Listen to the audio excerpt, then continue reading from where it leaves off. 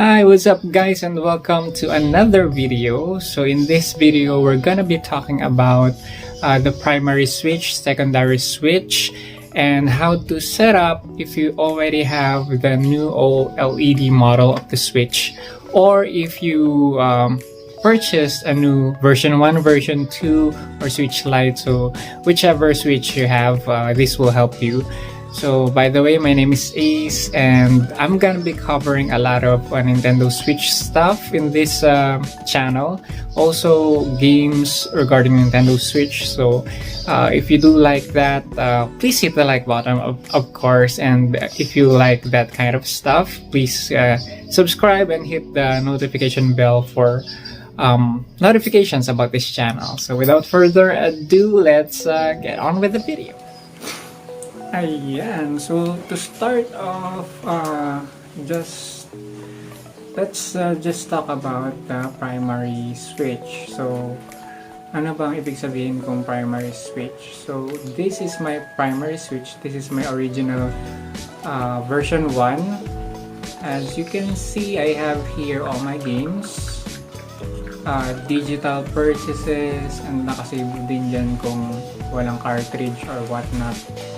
So let's sort by title. Ayan siya lahat. So,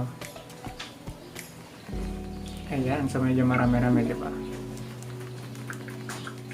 Ayan siya. Primary siya. How do you know if it's the primary switch? So kung wala kayo ibang switch at lang yung switch nyo, definitely primary switch siya. Lalo kung nilagin nyo siya sa Nintendo eShop. So when you go here, you'll see the available funds, credit card information, na wala na kayong makikita dahil naka-asterisk. The option to skip password. And then, dito, the console is registered.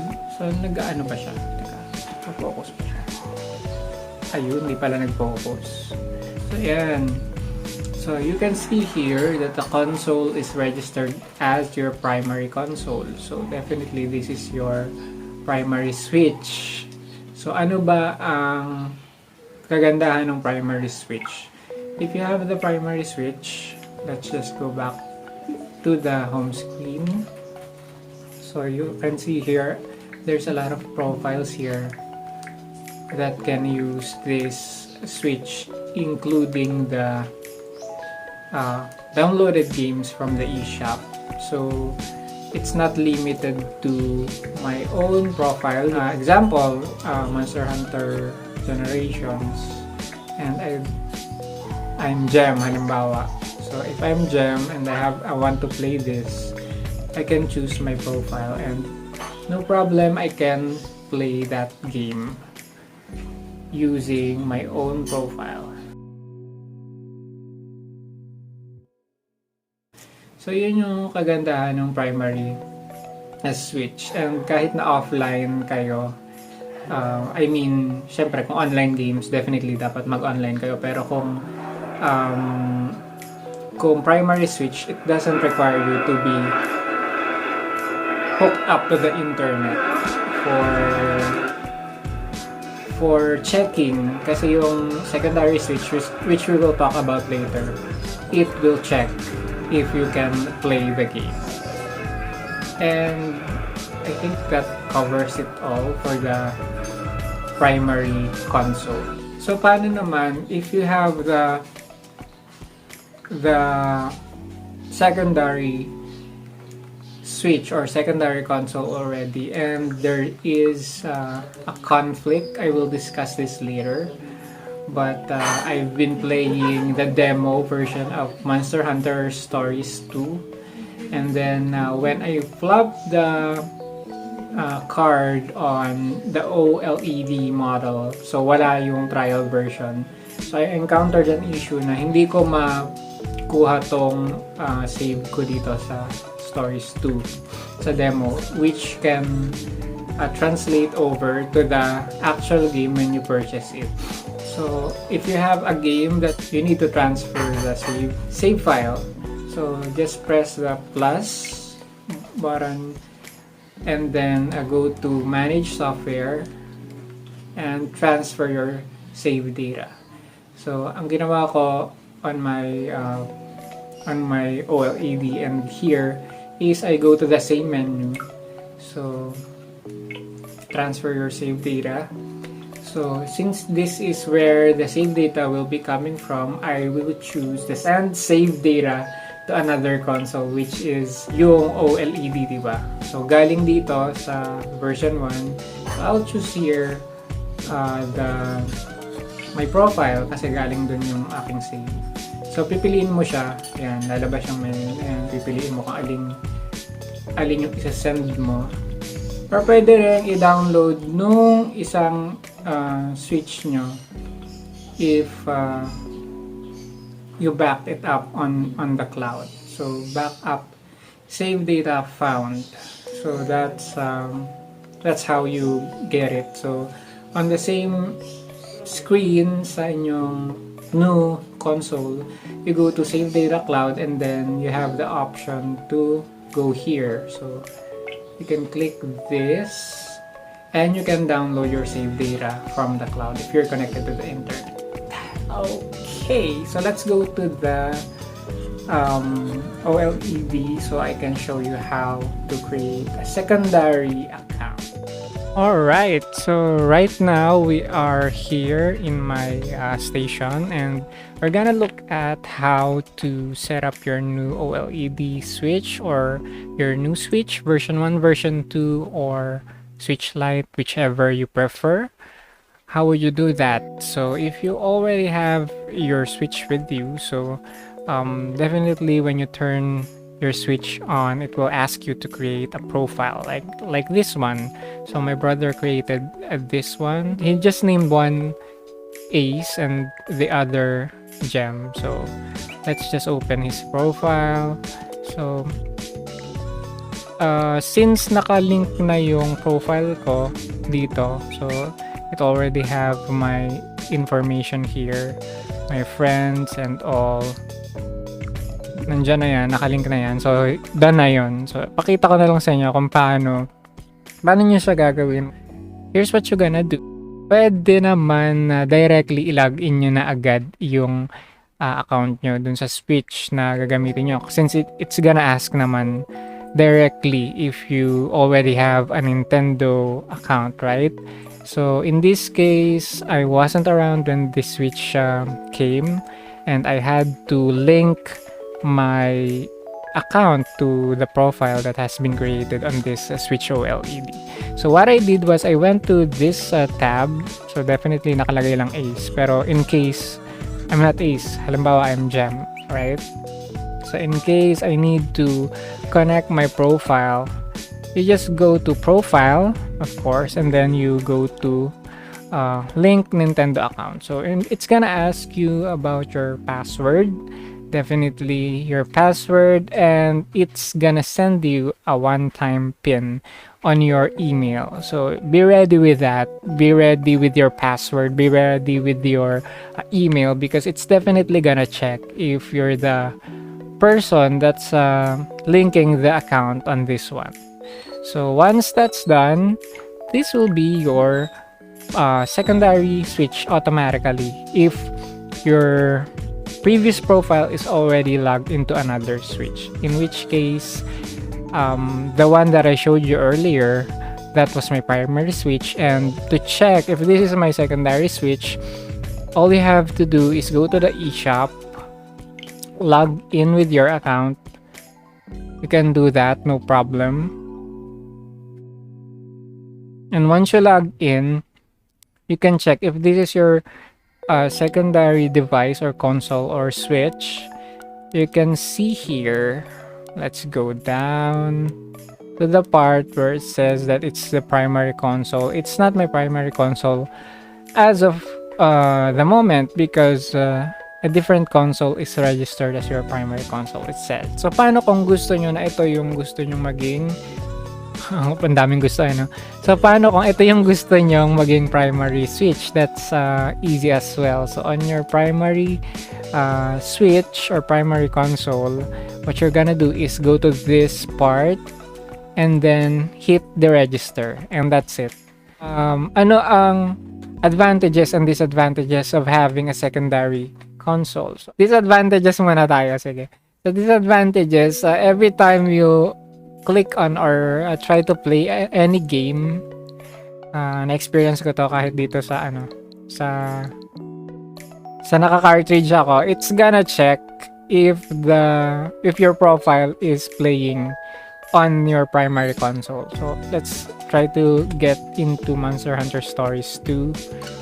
So it's gonna check if you can play at the moment. No problem with this.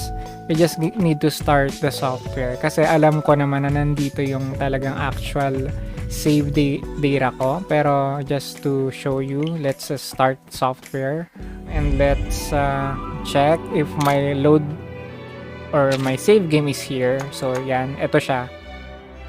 So ito siya kasi level na siya, level 6 na. So ito na talaga yon. Ito na talaga yung game ko, 'di ba? So let's just exit here and close the software. So what will you do kung na-encounter nyo yon na nagka-conflict? So madali lang naman siya. So makikita nyo dyan kung ilan yung may conflict. So definitely this one has a conflict.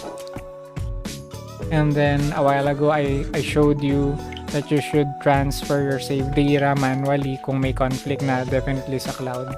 And then hit receive save data dito sa console na tina-target nyo. So ginawa ko na yan and I received, mabilis lang siya, I received the save data. And what will you do here now? Because we have an error that has occurred.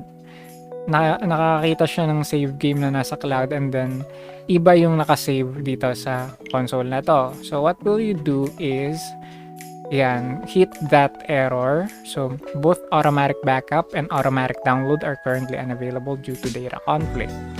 So to unify the save data on the console with the save data stored via the save data cloud service, select backup save data or download save data. So since ito yung console na may tamang save, so I will back it up to the cloud. So that's what you will do. Kasi pag dinownload ko yung save data, mawawipe yung nandito sa console ko. So that's what will happen. And in this case, I will back it up on the cloud and overwrite the backup save data. So it will give you a warning. Don't worry if you accidentally hit anything. It will give you a warning. The backup save data stored via the save data cloud service will be overwritten. So kung ano nasa internet, nasa cloud, it will be overwritten. And overwritten save data cannot be recovered. Are you sure you want to overwrite the stored data? So you overwrite it. In my case, I need to really overwrite that backup save data. It will take just a few minutes or seconds. It's a 55.1 megabytes. So it will take just a few minutes. Mabilis lang naman. It's convenient, not too hassle, if you ask me, especially if you have a fast internet connection. So yan, it's 100%, it's backed up, and moving forward, wala na kayong makikitang conflict. So naka-backup na siya. You can start your software anytime without seeing that message ever again. But it will still check if the software can be played. So since this is the secondary console, so let's move on sa advantages naman ng secondary console. What's the advantages? Ay magagamit ng ibang family members nyo yung Nintendo Switch na naka-primary. So yun ang palagay kong advantages niya. Kasi I won't be able to do that on a secondary console. If I'm gonna be leaving a Nintendo Switch at home and it's not the primary console, then every time another profile will access my games, downloaded games online, they will run into the trouble na hindi niya mape-play. So sa secondary console, to remind you, it's mas secure para sa inyo kasi only you can play those games that you purchased online. So yun naman. So pang makasarili siya yung secondary console. Yung primary, tandaan natin na makakapag-share ka with other profiles And secondary, ikaw lang talaga. So parang useless magkaroon ng other users dun sa secondary switch or secondary console niyo. So that's it. What about, exit natin to, ang lakas niya. So what about my games? Halimbawa, di ba, kita ko sa inyo kung ilan na yung nakasave dito. Ito pa lang, yung mga online pa lang na dinownload ko sa store. Hindi pa lahat. The OLED model has an internal storage of 64 gigabytes and right now I'm at 9.8 gigabytes free na lang. So konti na lang siya. Kaya hindi ko siya ma-download lahat. I still have a few left but I have to purchase an SD card to get all my games downloaded on these consoles. If you need to re-download it, just go to the eShop. Syempre, ilagin nyo yung credentials nyo dyan and all. And then you go to re-download. So, sa re-download, you have these buttons here that you may click if you need to re-download something. So if you have a Nintendo Switch account, you can definitely re-download your games that you purchased. So no problem with that. And to set your expectation regarding naman sa save data, if you don't have Nintendo Switch Online, you are not able to save data on the cloud. So that's it. So yeah, if I need to download something like Serial Cleaner, so if I want to download this, I haven't finished this game yet, so just hit the download and you can choose a different game to download. Pero for the purpose of this video, yun lang muna. We can go back to the screen and you will see that it's already downloading. Ayan. It's starting to download my game. This is just a small game, so I don't think there's gonna be any problem. That's how it works with the Nintendo system. And if you have more questions that you want me to answer, please comment down below. If you haven't subscribed to this channel, please do subscribe to this channel. If you like this video, please give me a thumbs up, and if you don't like this one, sure, give me a thumbs down. It will help the channel. And thank you so much for my 112 subscribers. I really do appreciate every one of you, and I will do my best to give you quality contents like this moving forward, especially Nintendo Switch contents. So that's it for today. Have a wonderful day. Stay safe, everyone, and see you on the next one. Bye.